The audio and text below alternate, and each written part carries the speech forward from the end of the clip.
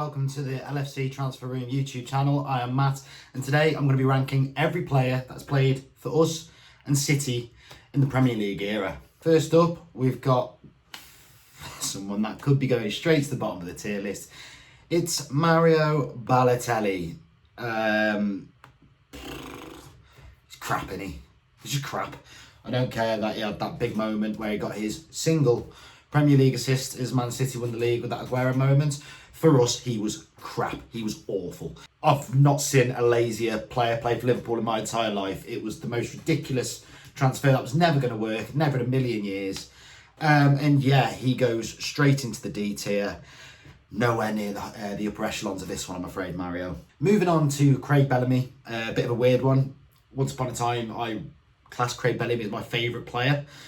Yeah, a bit of an odd choice, given the players he would have played alongside at the time. But I love Craig Bellamy. I loved his energy for the game. I loved his passion, his tenacity. It's what I thought of myself as on a football pitch. Basically, a twat. But you love them when they're playing for your team, don't you? You love them. And for that reason, he wasn't, at the heights of some of these other players. So I'm going to have to go B tier, I think. Yeah, B tier for Craig Bellamy. Next up, the Snake. Raheem Sterling. He could have been so good for us, couldn't he? He's a brilliant player. He's a brilliant player. And he's gone on to do great things since he left us. He nearly capped off a great sort of debut season with us in a way. With Suarez and Sturridge, he was fantastic in that season for us. Which is why Man City come knocking with their royal money. As much as it pains me to say it, in terms of the players on this list, he's right up there. So I'm going to put him A for now, because he didn't do enough for us. He's done it for them, he's not done it for us, so Snake. How can you not love this man? It's Daniel Sturridge. Started his career at Manchester City, went to Chelsea, went to Bolton, and then he came to Liverpool, where he set the world alight. What a player he was for us. Without his injuries, I think we're talking about one of the best forwards of certainly my lifetime, potentially all time in Liverpool's history, really. He had everything. He had pace, he had skills, he had finishing, he could do everything you'd want from a forward. He was so exciting to watch, and like him and Suarez that season was just, it was unreal, wasn't it? Shame we had John Flanagan at left back. But yeah, so Daniel Sturridge.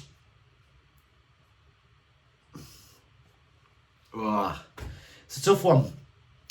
I think for now, he's going to sit in there. Might come down in a bit, but we'll see how things go. Next up, Nigel Clough. I'd be lying if I said I saw him play. He didn't really set the world alight based on the short time he spent at Liverpool. For that reason alone, he's going in D tier. Albert Riera. I did not know he played for Man City until I was making this video, if I'm being honest. He was alright. That's about it, really. But yeah, he was a decent player. He was okay. He did a decent job in his couple of years with us, but nothing to shout about. 3 Premier League goals. He did score an absolute worldie. I can't remember who it was against, but I'm not sure. So yeah, he like compared to the rest of the names on this list, I mean, even the ones that I haven't done yet, well, especially some of the ones I haven't done yet, he definitely doesn't belong anywhere near the top. But I wouldn't say he belongs with your Balotellis and whatever. So I'm going to go C tier for Albert Riera. Used to like watching him play when he played for us. Colo Touré. He was just class throughout his whole career. He was a class act. He was a big part of the squad when Rodgers was manager. He was coming towards the end of his career, but he always did a pretty solid job. Considering we got him on a free transfer, and considering some of the calamitous centre backs we've had over the years, he wasn't that bad. And obviously, what he did earlier in his career, he was phenomenal. He was phenomenal for Arsenal. He was great for Man City. So Colo, I think we'll go A tier. Mark Kennedy. I'd be lying if I said I've ever watched Mark Kennedy play football for Liverpool, for Manchester City, or whoever else he might have played for. I mean, yeah, he didn't do much for us, and he played a couple of years for them. Bit of a journeyman, spending his career with the likes of Millwall, Wimbledon, Wolves, Crystal Palace. Yeah, I mean, he's not competing with Sturridge, or God, is he? Let's be honest. He's not even competing with Albert Riera. I mean, Albert Riera played more for Liverpool comfortably than Mark Kennedy. So I think Mark Kennedy, I feel harsh because, like I say, I've never watched him play. He could have been really good, but I don't know enough about him. So D tier. Nicholas Anelka, an interesting character indeed.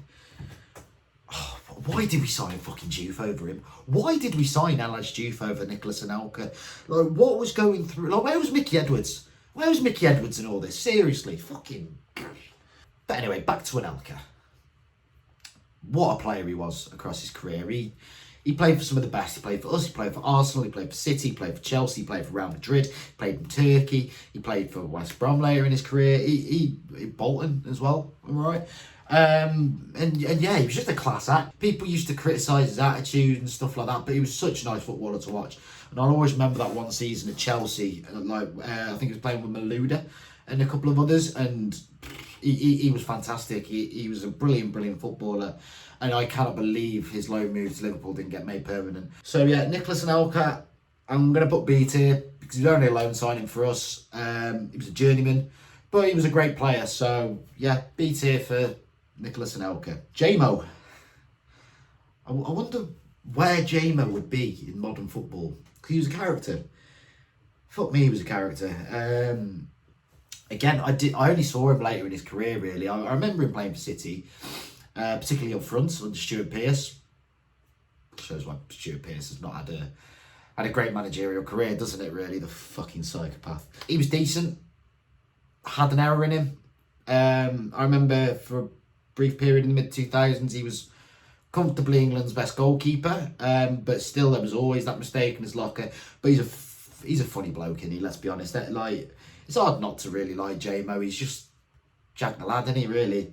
But yeah, ranking him against other keepers we've both had. Rayner's better. Alisson and Ederson of the present day are definitely better. Probably better than Mignolet. Probably definitely better than Karius, who has been contracted to both, by the way, but never played a game for Man City, so I'm not including him. But if he did, he would be straight in the D tier. So I'm going to stick him in a B. You don't play as many games as he did across his career without being good. Yeah, he might not have been at the top elite world-class level, whatever, but he had a fantastic career, and I think most fans will remember him fondly, so go on, J-Man. Dietmar Hamann, Kaiser. What a bloke. I remember when I was growing up and watching Liverpool, he was just so fucking hard, wasn't he? Yeah, I remember once he went in for a tackle and scored from it. I think it was against Portsmouth. I can't remember who. He just went in, basically. It looked like he was going for a tackle. He just bang, wallop straight in the fucking top corner. No stopping it at all. Unbelievable goal from Diddy. And that was what he did best, wasn't it? Sort of doing the dirty work at the back. But fuck me, he had a rocket of a shot on him. He was a great servant to the club. He went to City sort of in the latter stages of his career. He was part of the Istanbul team. He was part of the treble team. Part of the 2006 FA Cup team. He did a lot for us. So I think he's gonna have to sneak into the A tier purely because he was just always there through for a period of successful teams. Decent period in the club's history, particularly when you consider sort of what went on in the 90s, there wasn't really much going on, and then sort of the late 2000s, although I'd argue we had a much better team than we had in the early 2000s, we won fuck all. So fair play, Diddy. You're going in A tier. Macca, Steve McManaman. Spent a period with us, went over to the Spanish capital, won a Champions League, scored in a Champions League final, come back to Man City, sort of saw his career dwindle away. He was a great player, wasn't he? He wouldn't have been part of that Galacticos 11 if he wasn't a great player.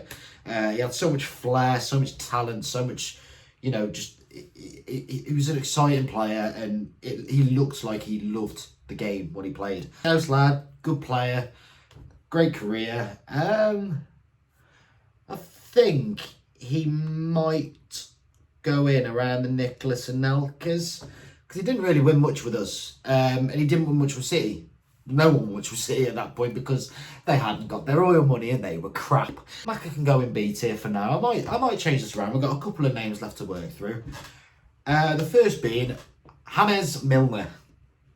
What a fucking bloke. He's straight in at A tier, and I'll tell you why.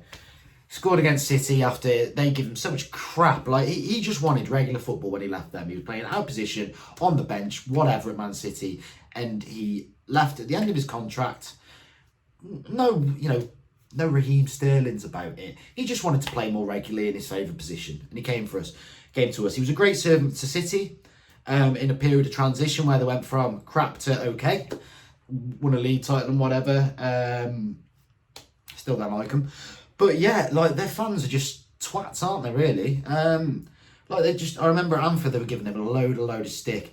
And then he scored right in front of him, starts doing that, hey. And it was like, yeah, just fucking wind him up, Millie, wind him up. Fucking Manx.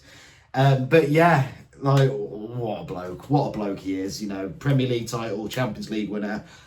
He's been a solid rock. He spent a season at left back. He can play anywhere. He can do anything. And he's been really good recently when he's come into the team as well. It's worth remembering that this bloke is as old as he is. And he's still probably by a comfortable mile the fittest player in our team. Like, fucking gets his biceps out. You see the veins popping out. It looks like he's on steads or something. And then finally, we're moving on to the 8 of the 8 here. It's God. Robbie Fowler. What a man. What a goal scorer. What a finisher. One of the most underrated players of his generation. Yes, England had many great strikers at that time. But the fact this guy didn't play more for England and get more opportunities on that front is a farce. He could score every type of goal and he'd make it look easy. He was a special player. And that's why we refer to him as God, because he's just a cut above. He was fucking fantastic, wasn't he? Yes, he went to City in the late stages of his career after his little stint at Leeds. He was such a good player. And as I say, one of the most underappreciated players in the history of the Premier League. He's going straight to the top of this tier list. So, looking at it, I'm not sure I'd actually change anything, I'm pretty happy with the way things are looking. If I go in terms of orders, so you got Fowler first. Oh, I don't know. Sturridge, Milner, Sturridge. Sturridge, Milner, Sturridge. Sorry, Daniel.